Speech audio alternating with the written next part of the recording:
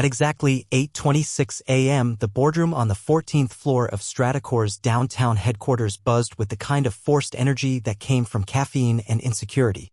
It was the quarterly leadership summit, the one where managers whispered performance metrics like secrets and junior analysts clutched laptops like life vests. The skyline outside was veiled in a morning drizzle, streaking the glass with lines of light that gave the illusion of calm. Inside, the atmosphere was anything but. Among the early arrivals was Darren Cole.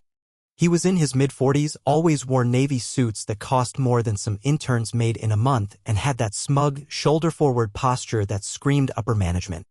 Darren was the senior director of operations, a title he dropped into conversations the way other people drop names.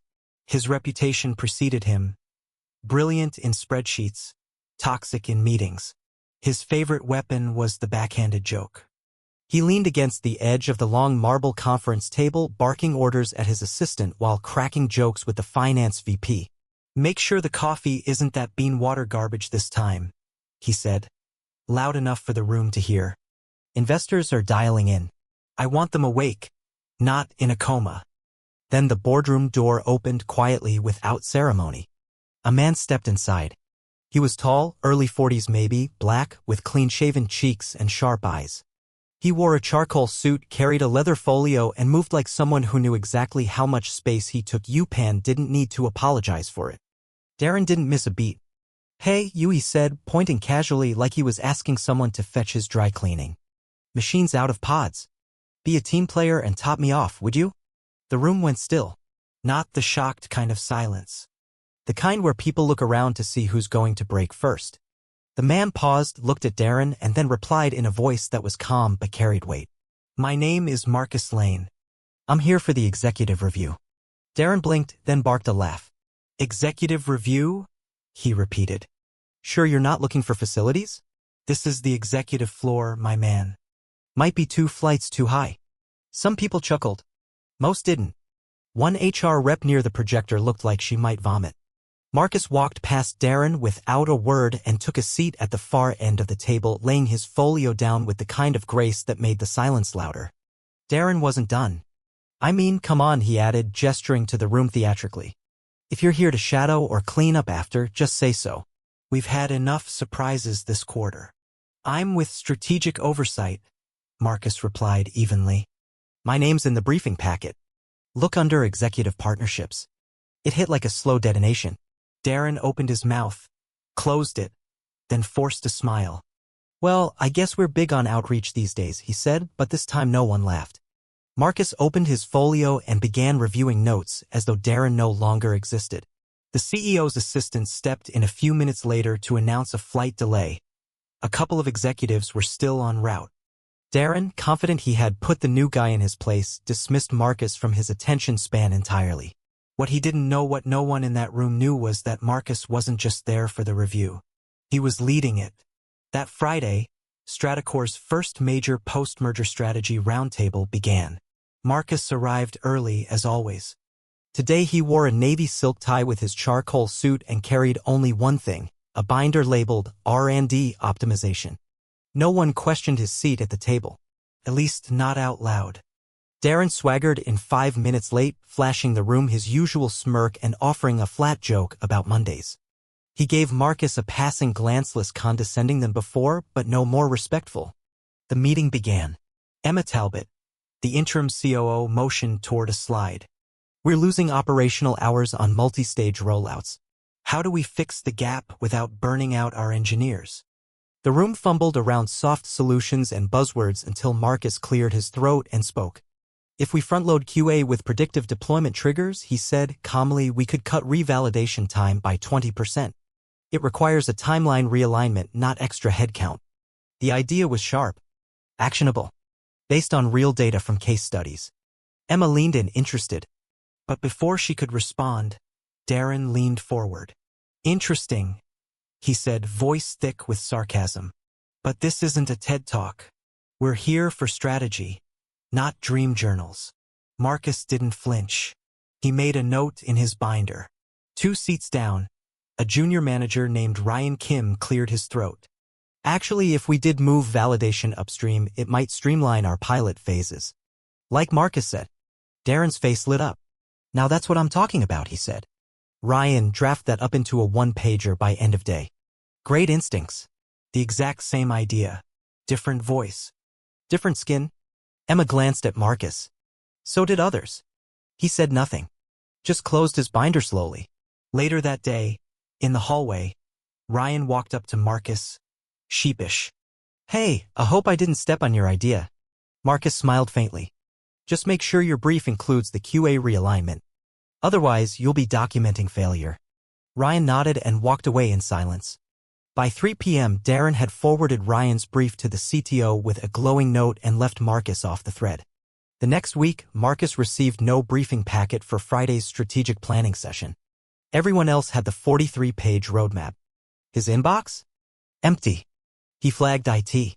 Nothing was wrong. You weren't on the recipient list, they said. Later that night, as he walked by Darren's glass office, he saw the printed strategy packet sitting on the desk with his name highlighted in red. Darren was gone. Probably already celebrating another hollow victory. Marcus didn't complain. He didn't raise a flag. He rebuilt the entire plan from scratch using archived data. Stayed up half the night. Slept 4 hours. Walked in fully prepared. But when it was his turn to speak, Darren pounced. No slides? He asked, voice soaked in mockery. Thought this was a brainstorm session? Marcus straightened and presented his version accurate but off in 3 places due to the missing documents. Darren grinned. That's why we read the actual packet. Not just wing it.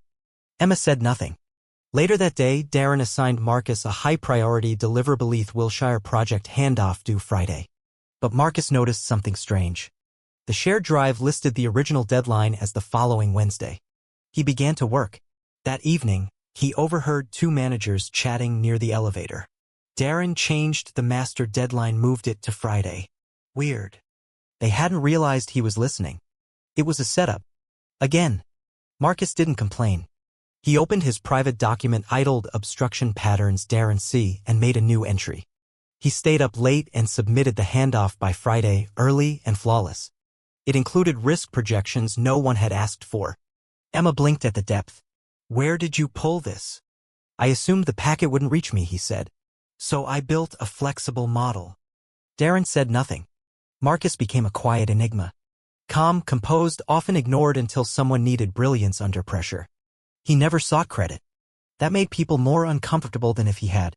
Then came the big Boardroom Day Wilshire presentation to Titan Group and Stratacor's executive suite. Marcus arrived early with a clean USB, no printouts, no theatrics. At 10:07, execs filled the room. At 10:11, Darren entered, late, smug, and whispering to the AV intern. Marcus was introduced. He walked to the mic, stood tall, and began. Wilshire wasn't just a project. It was a test of our infrastructure, our culture, and our leadership. 20 seconds in, the mic distorted. Screeched. Then Darren chuckled. Sorry, folks, these systems sometimes don't like strong accents. Silence. Acid silence. Marcus let it hang. When the AV tech corrected the mic, Darren interrupted again. Quick question, who approved Marcus for this? Wasn't Ryan supposed to lead? Emma looked confused. Marcus is the lead. Ryan supported. Darren shrugged dramatically. Well, if we're burning boardroom time, let's hear from someone qualified, not just someone visible. Marcus stepped back. Then forward. If you have an issue with my presence, Mr. Cole, he said evenly, say it plainly. Oh, don't play the victim, Darren snapped. You should be grateful to even have this floor. Marcus didn't blink. Gratitude comes from respect, not tolerance, he replied. And for the record, I didn't take the floor. I built it. Sandra Liu, a Titan partner, looked up from her tablet. Mr. Lane, she said. Please proceed. Marcus only got halfway through the pitch before Sandra requested the full file be sent directly without interruptions. Afterward, she pulled him aside. I've seen this before, she said. We're watching. The next day, Marcus was summoned by Warren Bell, the regional director. Warren didn't stand, just waved him into a leather chair. You're sharp, Marcus, but you move fast. Make waves. Doesn't always sit well with the old guard. Marcus said nothing. The issue, Marcus replied calmly, isn't how I react. It's the system. Warren smiled. You catch on quick. Then came the anonymous email. A hit job, thinly veiled as a concern about meritocracy. It accused Marcus of being a quota hire, questioned his involvement in key projects, accused the company of overcorrecting. The tone? Familiar. Marcus documented everything: altered deadlines, missing briefs, microaggression sand, uploaded it to Titan Equity's oversight server under a file named Internal Audit Level Red. No emotions. Just timestamps and facts. Titan Legal acknowledged receipt. StrataCore HR said nothing. But quietly, the whispers started shifting. And then came the mandatory all-hands meeting.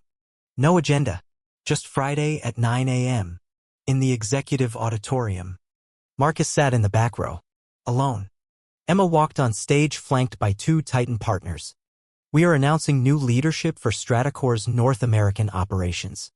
Darren sat straighter. Please welcome the new regional executive director, Mr. Marcus Lane. The silence cracked.